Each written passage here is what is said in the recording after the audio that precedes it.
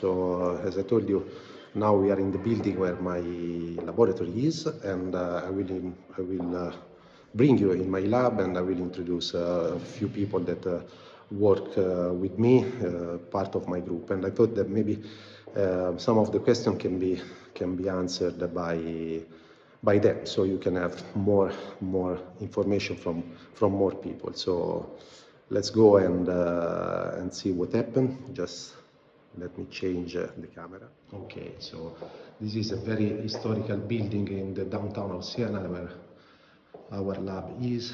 Here is the chemistry lab, and we will go to meet some people, some friends and co-workers. Here, this is the wet chemistry lab, the lab that probably all of you imagine as the typical place where a chemist work. And here is my friend and co-worker, Professor Michele Fiore. Ciao Michele.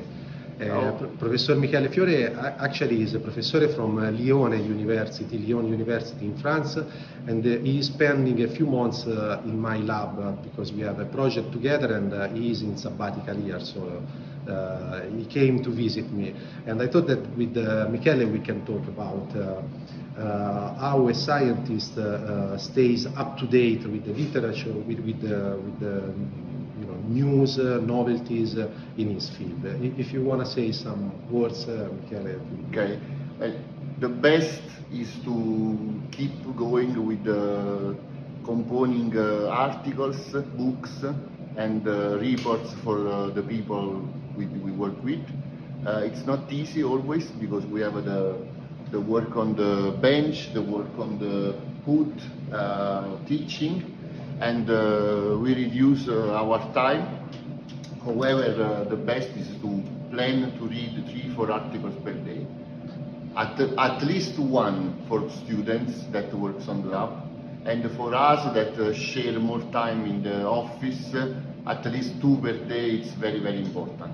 Not all the fields, but the fields that concerns the actual research. And do you also attend conferences, congresses, or workshops? Yes, and now that I'm in Italy, I will do at least 5-6 seminaries for students of a PhD level and Master 2 level, and this means that you have to update your how to say? Your knowledge. Your knowledge for those seminaries. That's very good. And also the experience that you are doing here somehow is somehow yes, something because I'm sharing a sort of know-how with Federico on the synthetic work. This is a aqueous lab, but wet lab, but became in a few days a full organic equipped lab, even though with some different stuff with respect to Lyon. And it's very nice because Federico and Nadia and Paola teach to me in a few days how to manage the vesicles, the microscope, etc. That's very exciting. And they are curious to my chemistry, and we are exchanging information and that are new for us. Okay, thanks Michele. Go back to your work. Thank you very much. So this is the instrumental lab. There are a few desks, and then there are some instruments that we need to measure things that they have to be separated from a wet chemistry lab. And above all, we have Paola, who is a co-worker. She is part of my group, and she works with me on our current research. Here there is a microscope, and we are observing a few samples on the specimen, and these are synthetic cells. And probably with Paola we can explain a little bit what we are doing now. We are interested in doing synthetic compounds, components or devices like these artificial cells that might be useful for medical applications. And especially Paola is working a lot on this field, and she came here specifically to work with a grant on this. How do you like your work, Paola? Do you like to work with artificial cells and this kind of stuff? Yes, absolutely. I really like artificial cells because we are able, with our expertise and with our instruments, to design and engineer them in order to do whatever we want.